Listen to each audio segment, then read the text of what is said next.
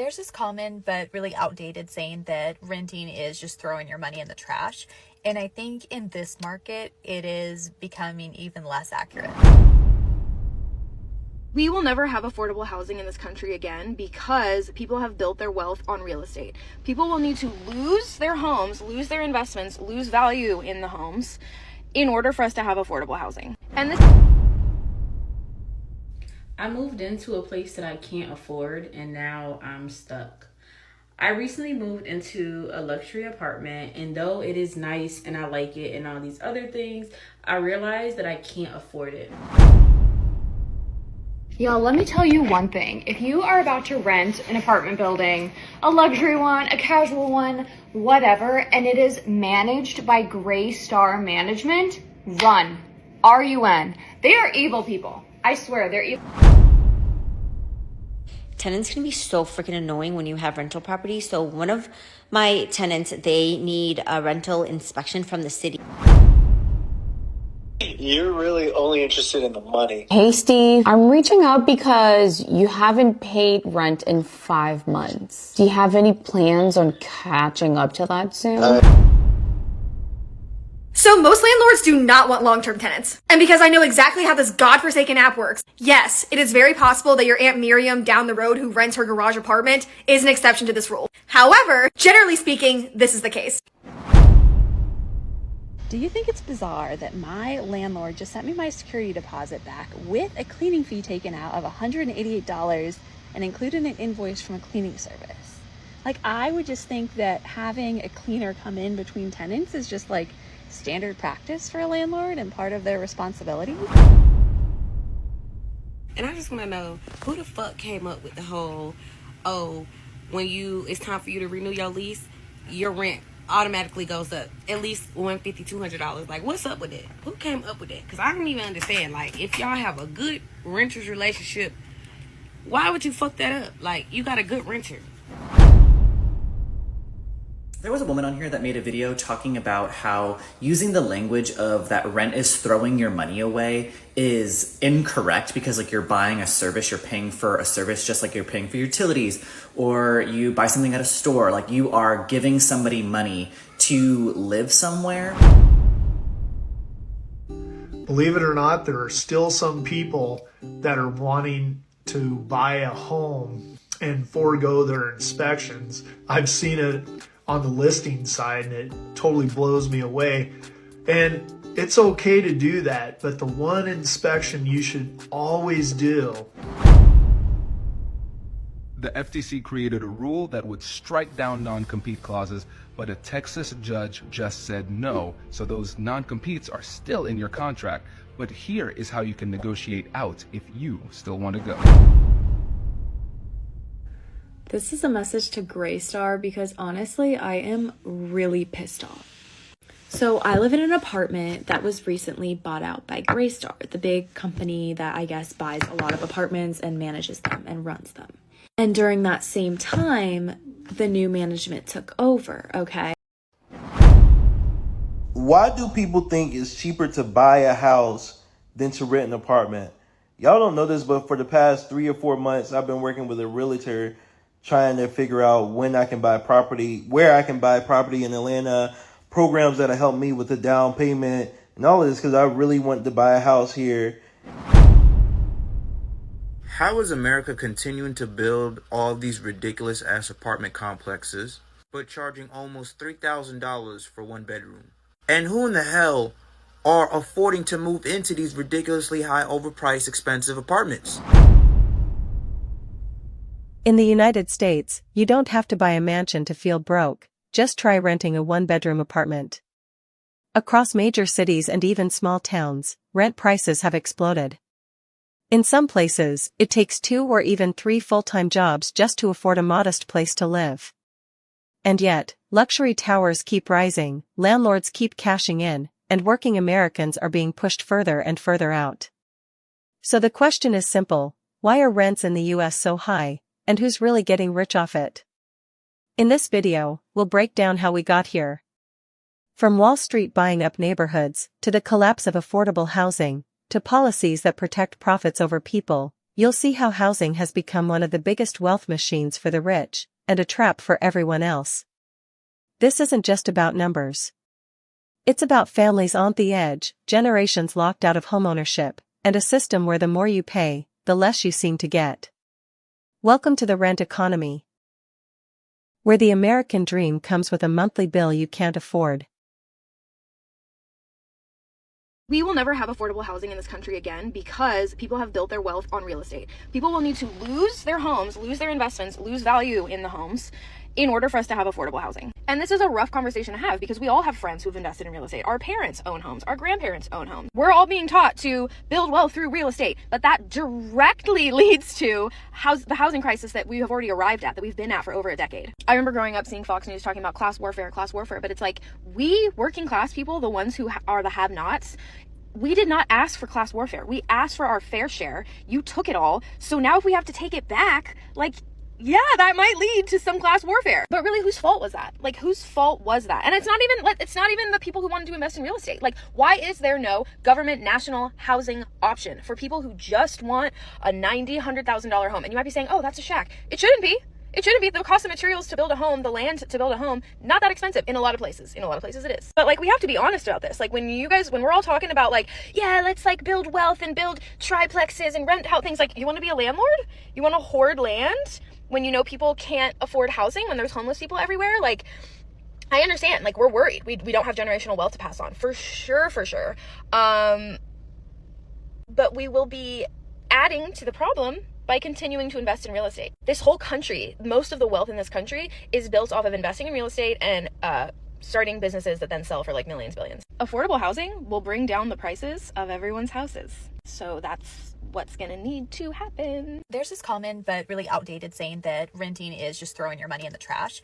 And I think in this market, it is becoming even less accurate. I saw this post on a different social media platform today that said the goal was never just buying a home, it was buying a home the right way. In other words, being able to maintain, being able to afford it, being able to afford all of the unexpected costs, being able to actually pay your property taxes, your maintenance. I've seen 2 videos today alone where people are explaining that they're about to let their properties go into foreclosures because of changes with their HOA. One, that the HOA was increasing too much, and 2, that, they got a special assessment and they couldn't afford it at all. And I'm not putting these people down at all, but when you own a home, you do have to expect that things could change, especially if you do have an HOA. And if the slightest change or assessment could put you into foreclosure, then it's just not the right time for you. And this is why I was saying you need to be extremely careful if you're buying a house with no money down. It's nice that it's an option for some people, but if you're going to need to turn around and sell it in 2 years, you may not have any equity. I think that buying a home can be an amazing investment long term. I think it's nice not to be forced to move. And after 16 years of selling houses and owning 5, I'm all for homeownership, but don't rush it. Wait until you feel comfortable affording it. I want to make a really quick video about this. Once you rent out your unit in full to a tenant, you will lose all your rights to your property, which is very different than if you own a unit, you live in one room, and you rent out a room in your unit. Those are 2 very different scenarios. One is a house hacking, rent hacking situation. The other one is a landlord-tenant relationship. In the eyes of the government, in the eyes of the legal court system, your rights as the primary homeowner or the unit leaseholder completely change. You need to understand this very important nuance. And the reason is because roommate relationships are not governable by the government or the court system. So if I have a roommate who lives and rents in my unit that I own, I have a condo, 2-bedroom condo, I get a tenant, they come and be my roommate, they live in the spare bedroom, they have 0 rights in the eyes of the law because they're my roommate. They don't own the lease. They just get to rent a room in my unit. And let's take this a further. If you own a 2-family and it's a landlord occupied 2-family, as in you live in one half and then you rent out your other unit, you have slightly more control over who you're comfortable with renting there because you live there on the premises. If you don't live in your 2-family, you have no right to judge any tenant that wants to rent that property. So the government, most states, will give the homeowner of multifamily units some say in who their neighbor is going to be. And that's rightfully so. Like, if I'm a single woman and I have 5 frat boys that want to rent next door, that's uncomfortable to me. I might feel at risk of sexual harassment. Who knows? But there is a law that stipulates that once you don't live there anymore, then you cannot have any preferential treatment on your tenants. So everything in America, you need to understand, is fully sabotaging landlord rights, promoting tenant rights, because the government does not have enough housing for people, and they rely on private landowners and landlords to provide housing. So you have to understand, as a landlord, you have no rights, but if you have a roommate, then you have every right. The closer in proximity you live to this person, the more rights you have. Because if I don't like my roommate, and let's say my roommate next door plays music every night, I can just kick them out. I can take all their junk, throw it outside, give them back their money, and I'd be fine. There's zero recourse. This is a message to Graystar because honestly, I am really pissed off. So I live in an apartment that was recently bought out by Graystar, the big company that I guess buys a lot of apartments and manages them and runs them. And during that same time, the new management took over, okay? There was this new manager. I guess the other two workers stayed the same, but there was now like a manager in this like big office, okay? When this management took over, I was living in this apartment for probably like 2-3 months at this point, and then the first like water bill rolled around, okay? Also, I live in Houston, Texas. The summers are really freaking hot, and so the energy bills, especially if you have an older apartment, are super, super high. By that, I mean like $200+. And so as soon as I see the first water bill, when I tell you how mad I was, guys, the water bill was $150, like water and sewer. $150 for 1 month. 1 month. It said like $50 for the water, $50 for the sewer. There were like some trash charges added in there, which I already paid $30 a month for valet trash. Like there shouldn't be any more trash charge. Like it was just absolutely insane. And so I go to the office, okay? I am one to be like super, super chill about problem. Like I'm not a Karen, okay? I do not come and yell at people about this type of stuff, especially since it's not their problem. And I know like it's not her fault. I just wanted to ask like why the water bill was so high. Because I looked up the average water bill in Houston, Texas, and it literally says online like $20-something, you guys. $20-something for a house. And I live in a 1-bedroom apartment. Like you're joking. There's something wrong. Like there is something wrong that I'm paying $150 per month. And so I go to her with this problem, and we basically figure out that there's only a single water meter in the apartment. The charges are divided. She kept on saying, oh, people lie about how many people are living in the apartment, so it's divided by like less people, so your bill is higher, blah, blah, blah, blah, blah. And so at this point, I'm like, but still, like, it doesn't make, too much sense that the water bill is that high, like, because it is divided by all of us, right? And so I was basically asking to like see the information of how we were getting charged, because it was like there was no like meter stuff on there. There was no calculation. There was no formula. Like we were just getting charged. I already contacted the company. It's like Conservice Water, literally Conservice Water. Like the name is already a red flag. And I have no choice. Like this apartment uses that company to bill us with our rent charges. Like I have no choice over the water company, over nothing.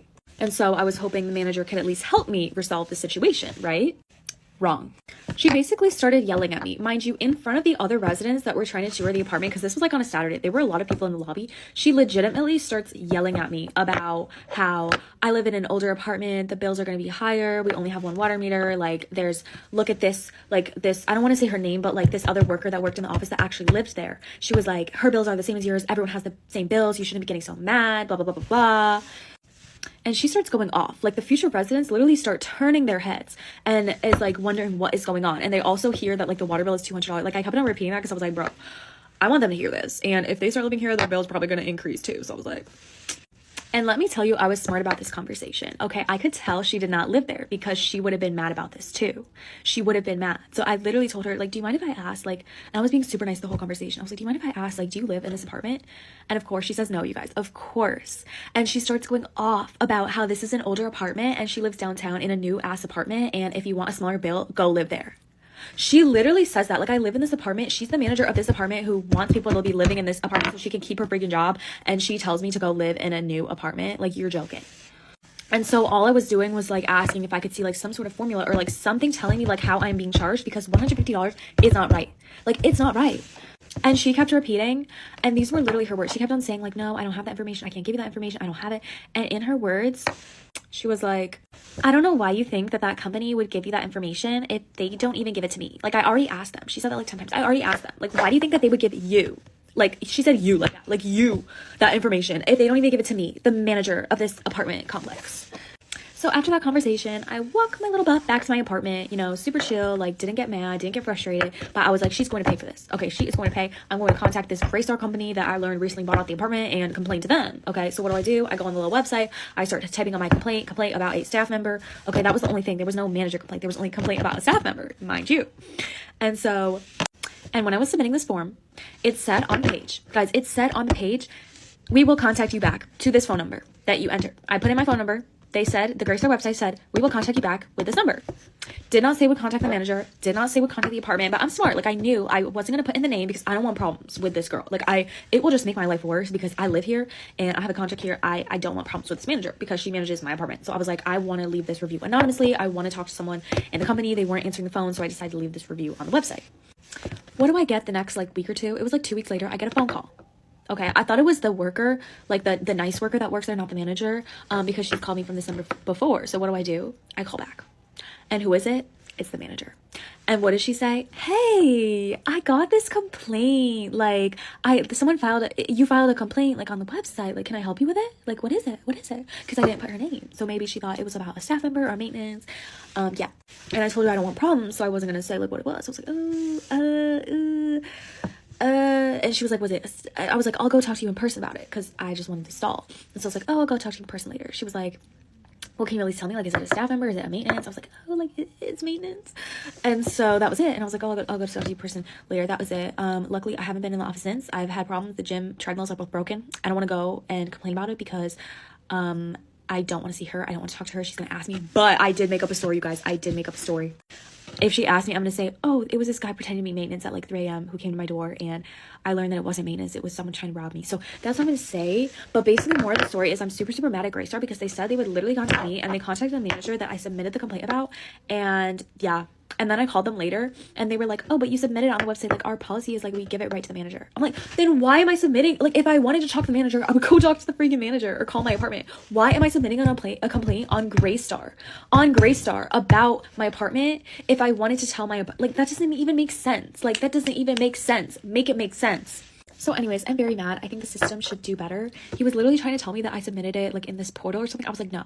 There was a resident portal on the website and there was the Greystar submission thing. I did not click on the resident portal. I did not log in. I did not do nothing. I literally submitted it to the Greystar company so that they could help me. It said they would call me back on this number. They did not. Anyways, this video is getting very long. I'm very mad, and Greystar, do better. I moved into a place that I can't afford and now I'm stuck. I recently moved into a luxury apartment, and though it is nice and I like it and all these other things, I realized that I can't afford it. And when I say I can't afford it, it does not mean I can't pay for it. Like, I have enough money to pay for it as far as money's in my bank account.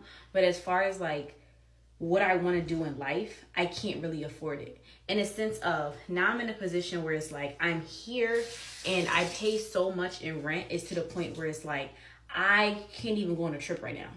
Like, I can't. Like, and I haven't traveled in a while, and I'm very big on traveling. Like, I'm very big on going out and stuff like that. And I can't really do it as much as I would like to because it's like, I can't afford it. And I don't know why we do this to ourselves. Like, I don't know why when we feel like we get a new job or we start making more money and stuff like that, it's like, oh, I have to increase my living expenses. Because that's what I was thinking. I was like, okay, well, you know, now I'm making more money, so it just makes sense for me to get a nicer place. It just makes sense for me to get a luxury apartment because I'm making this amount of money, and people who make this amount of money live in this kind of place. And like I said before, I like where I live. It's really nice. It's, you know, really cool and everything, but it's like, at what expense? And I feel like a lot of people don't understand the difference between, yes, you can afford it as far as like money in your account, but you can't really afford it for real. Like, I'm in a position I honestly and truly can say, like, if something drastic would happen, knock on wood, I pray not, I don't know if I'll be able to afford it. In a sense of, I do have money saved up, but for example, my best friend, right? She totaled her car recently, and so she literally has to buy a new car this weekend. She just totaled her car like 2-3 days ago. She has to buy a new car this weekend. I honestly and truly could say, if I had to buy a new car right now, I would be screwed because it's like, dang, like, do I really have enough money to, because so much of my money has going to me upgrading my lifestyle. And I just feel like, I don't know, I just feel like we have this mindset in a sense of like, oh, when I start making more money, I have to drive a certain kind of car, I have to live in a certain kind of place, I have to be a certain kind of person. And it's like, the place I was living before, it was nothing wrong with it. It was nice. It was cool. I mean, it wasn't as quote unquote nice as the place I'm living now. But at the same time, it's like, what is it worth? At least before, you know, when I wanted to, I can go on trips and I can do different things. And it's just like the same problems that I was having before, I have again, because I feel like every time I want to, like, I level up my lifestyle, I feel like I have to level up all the problems with it. And it's like, that's why I truly never level up. Because it's like, when I increase one thing, I just increase another thing. As soon as I get more opportunities, I just increase my problems. And yeah, so I just thought that was so crazy, because I really was sitting here and I'm like, yo, I can afford this place on paper, but like, I can't afford this place in my soul. Tenants can be so freaking annoying when you have rental property. So one of my tenants, they need a rental inspection from the city. And they're like, yeah, January 5th, we can do the inspection with the city. No problem. I texted them today saying, hey, are you guys ready for the inspection tomorrow? They freaking texted me back saying, yeah, we're in New York. We're not going to be back until Saturday. Can we postpone? I'm like, what do you mean? You picked this freaking date. And if I try to postpone it, the city will fine me. So it's just like, what do I do? So dealing with tenants is another area where I'm just like, should I just sell these properties and put it into the stock market? You're really only interested in the money. Hey, Steve, I'm reaching out because you haven't paid rent in 5 months. Do you have any plans on catching up to that soon? I plan on selling my car next month, and then I can go pay. I've given you several extensions already. If the rent isn't settled within the next 2 weeks, I'm going to have to start the eviction process with you. You can't just kick me out like that. I actually can, and it's within my rights. Ask the property owner. Where do you expect me to go if you kick me out? That's for you to figure out, Steve. You should have considered this before falling behind over 5 months. Like, I've been trying. You're really only interested in the money. I dare you to come here and try to evict me. We have a signed agreement. Yeah, you're right. And that agreement also states that you need to pay rent on time. If you're so confident, come over now. Maybe, I have something for you. Well, listen, maybe I will come over, and I might just come over with the cops. You won't. I dare you. So most landlords do not want long-term tenants. And because I know exactly how this godforsaken app works, yes, it is very possible that your Aunt Miriam down the road who rents her garage apartment is an exception to this rule. However, generally speaking, this is the case. And why is this? Because even though renters need a lot more protections from the law, in general, in most states, there are laws in place that prevent landlords from raising rent over a certain percentage per lease, as long as that lease is being maintained and repeatedly signed by the same person or the same people. They can only increase your rent if you're going to re-sign a certain amount. For example, before I moved into this unit, I was in my old unit for almost 4 years. And each year, my rent went up about $150. While at the same time, the exact same type of unit was being listed on my leasing company's website for over $400 more. So after an X amount of years, that starts to cut into a leasing company or a landlord's profit margins. Oh no, a tragedy. So ideally, a lot of landlords and especially leasing companies want tenants there for maybe 3 to 5 years. And that's why you see so many examples of when a new person or a new company takes over an apartment complex, those landlords and those companies are intentionally trying to get those people who have been there 15, 20 years out because they have controlled leases with very strict laws over their rent. You do not want to own rental property. My tenant just moved out. Let me show you what they did. Let's look at the carpet, for example. So the number one thing that people talk about when they say they don't want a rental is we're going to have to change the carpets every time. It's going to cost a fortune. Look at these carpets. Can you believe that they professionally cleaned them before they left? A brand new AC filter that they put in right before they left? What's up with that? Now this I can't believe. They put up a brand new garage door opener and also some LED lights without asking me. Can you believe it? Now how about this backyard? Deferred maintenance? Where? It looks like they took great care of this place. So I hear this all the time, guys. I need to get doors because vacancy is a killer. Vacancy is going to destroy my profit margins. Well, today's the 24th. They left this property in perfect shape. They properly maintained it. I don't have to change any of the carpets. They had them professionally cleaned. The landscaping was just recently done. I don't have to do any of that stuff. Therefore, I can realistically have a 0% vacancy on this property. It's the 24th. They moved out early. I've got rent through to the 28th. This is best case scenario, but it can definitely happen as long as you properly qualify your tenants. Follow me for more. Believe it or not, there are still some people that are wanting to buy a home and forego their inspections. I've seen it on the listing side and it totally blows me away. And it's okay to do that, but the one inspection you should always do is a sewer scope. You don't know what's going on. And a perfect example of this, I have a client that I'm actually representing on the buy side, and she went to get her inspection set up, and I told her, get a sewer scope. I always push people for those, and thankfully we did. The line is absolutely destroyed from where it goes outside of the house to the street. And anyway, had somebody bought that house without doing the sewer scope, they wouldn't have been able to live in there long because of the amount of damage to the line. This house was vacant for a while. So anyway, keep that in mind when you're looking at purchasing a home. And even if you are trying to get that deal and forego an inspection, always say you'll at least do a sewer scope. I'm an investor and buy properties too, and that is one thing I always stress I'm going to do. Anyway, give me your comments about all this and follow me for some more tips on buying, selling, and investing in real estate. There was a woman on here that made a video talking about how using the language of that rent is throwing your money away is incorrect because like you're buying a service, you're paying for a service just like you're paying for utilities, or you buy something at a store, like you are giving somebody money to live somewhere. And I think something that is missed from that conversation, because in the context of what she was saying, it's very like, oh, like you get perks, you get benefits, like you don't have to pay for if your washing machine, your dishwasher, if shit breaks, like you just like send an email, or like some people come and fix it, and you have utilities such as like a gym and a pool. And I think it's like, yes, that's the slim margin of people that live in nice apartment buildings or like nice places that they're renting from.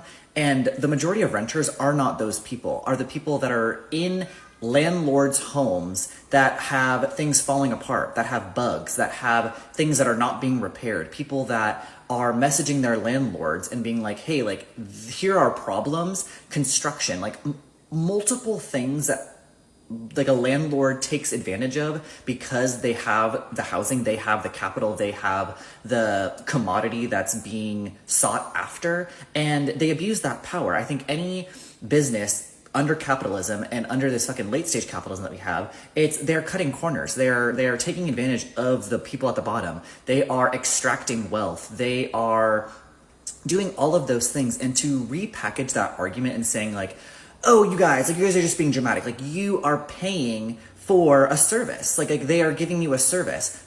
No, babes. Like I am building their wealth.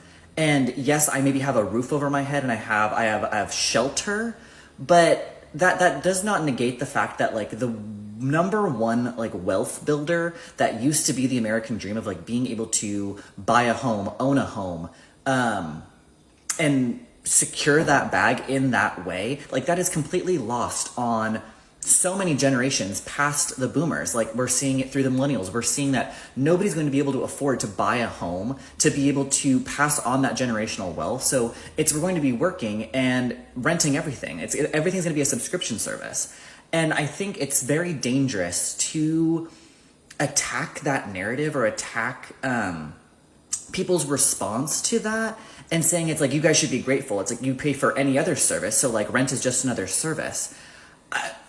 Yeah, and I think like in the video she was talking about how like when we're talking about like human rights and like what people should be given to, like it's a completely different argument. And I disagree, where because of that fact that everyone should have housing, like shelter should be a basic human right, it's the fact that housing is not nationalized, is not come together to have massive like rent protections, have like gaps on protections, having be able to the opportunity like to buy after you've been renting for a period of time, or just like something that protects the individual. I think that's like the system as a whole. That's what we're arguing against, and it's to somehow stick with the status quo or stick with the people in power. It's like, baby, where throughout history have it's ever been beneficial to stand on the side of the powerful, of the rich, of the ones taking advantage of people? It's like, nowhere in my life will I be siding with the oppressors, with the people that are extracting wealth, with the people that are taking advantage of basic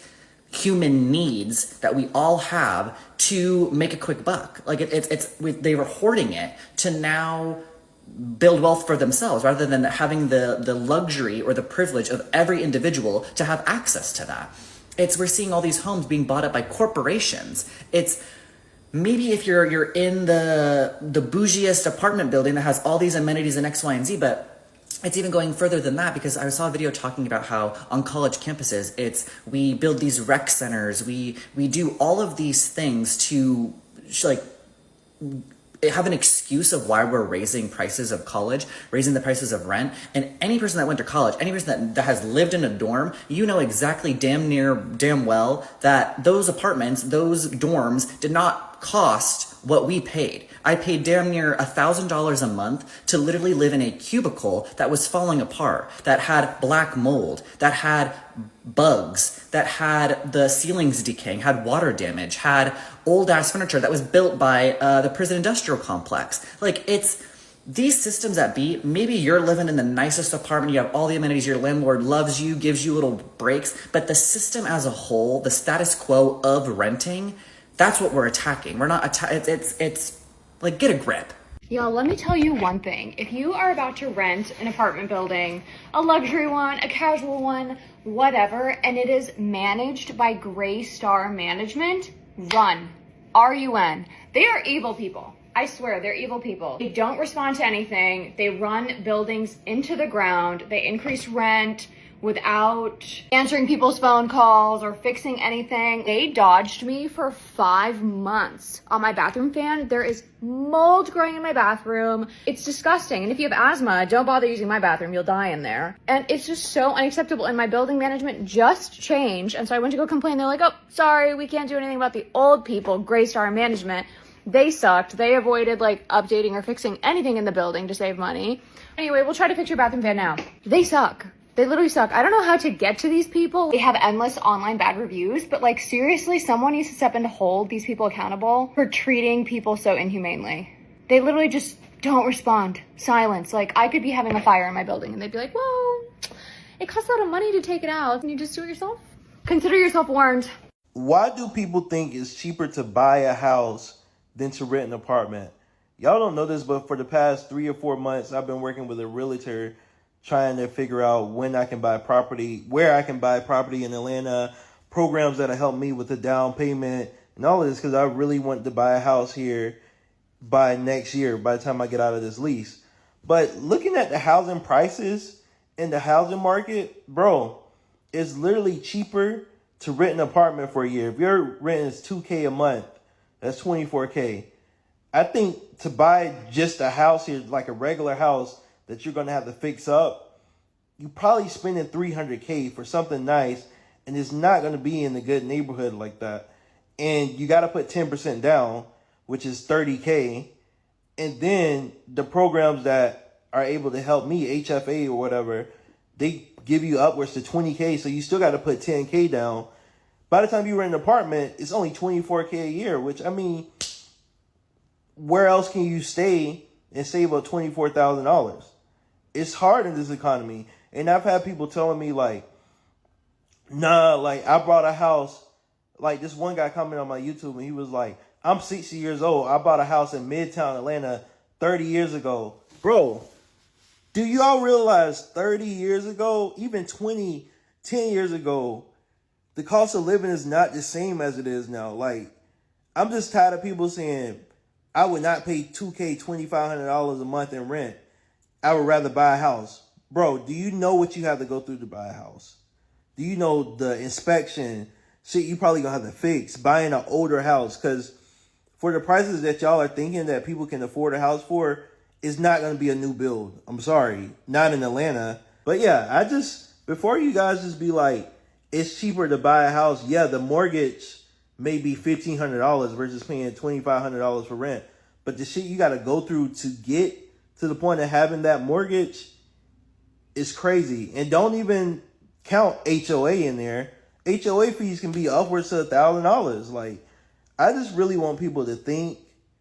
And if you have advice on how I can get a home, please comment down below. Please DM me and text me, because I'm trying to get a home next year. I'm getting all my debt and finances in order this year so I can do it.